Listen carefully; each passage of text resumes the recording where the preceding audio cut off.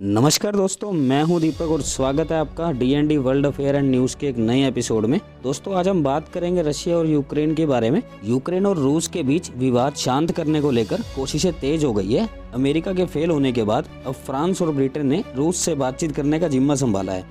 British विदेश मंत्री Liz Truss इस समय रूस के दौरे पर हैं। उन्होंने रूस की राजधानी मॉस्को में मौजूद रूसी विदेश मंत्री सरगेई लावरोव को बैठक में ही चेतावनी देते हुए कहा कि अगर यूक्रेन पे हमला हुआ तो उसे गंभीर परिणाम भुगतने होंगे।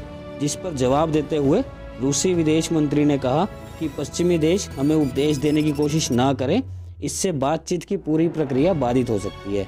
उधर यूक्रेन की सीमा पर रूस के करीब 1 लाख सैनिक भारी हथियारों के साथ एक्टिव मोड में तैनात हैं, जिसे देखते हुए यूक्रेन के समर्थन में उतरे नाटो ने भी सैन्य तैनाती बढ़ा दी है।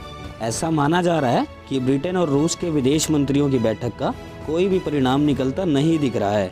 दरअसल लिज ट्रुस जो ब्रिटेन के विदेश मंत्री हैं, वह पहले से ही रूस विरोधी बयान देती रही हैं। उन्होंने दिसंबर में ही G7 देशों के विदेश मंत्रियों की बैठक के दौरान भी कहा था कि यूक्रेन के खिलाफ अगर कोई सैन्य कार्रवाई हुई तो रूस की बड़ी भूल होगी और उसे ऐसा करने पर गंभीर परिणाम भुगतने होंगे।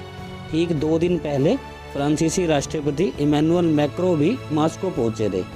उन्होंने रूस के राष्ट्रपति व्लादिमीर पुतिन से यूक्रेन के मुद्दे को लेकर लंबी बातचीत की थी। तब इमैनुअल मैक्रों ने भरोसा जताया था कि रूस अब यूक्रेन संकट को और नहीं बढ़ाएगा। इमैनुअल मैक्रों मॉस्को का दौरा कर सीधे यूक्रेन की राजधानी कीव भी गए थे।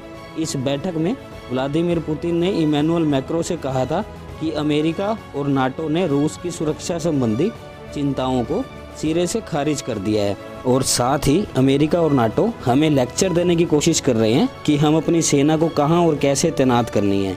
साथ ही उन्होंने यूक्रेन पर यह आरोप लगाया कि उसने 2015 के मिन्स्क समझौते को मानने से इनकार कर पहले ही तनाव को बढ़ा दिया है। ऐसे में रूस के पास खुद की सुरक्षा करने का पूरा अधिकार है। खुफिया रिपोर्ट से पता चला है कि लगभग 1 लाख रूसी सैनिक भारी तोपखानों, टैंकों और अन्य हथियारों के साथ यूक्रेन सीमा के बिल्कुल नज़दीक तैनात हैं।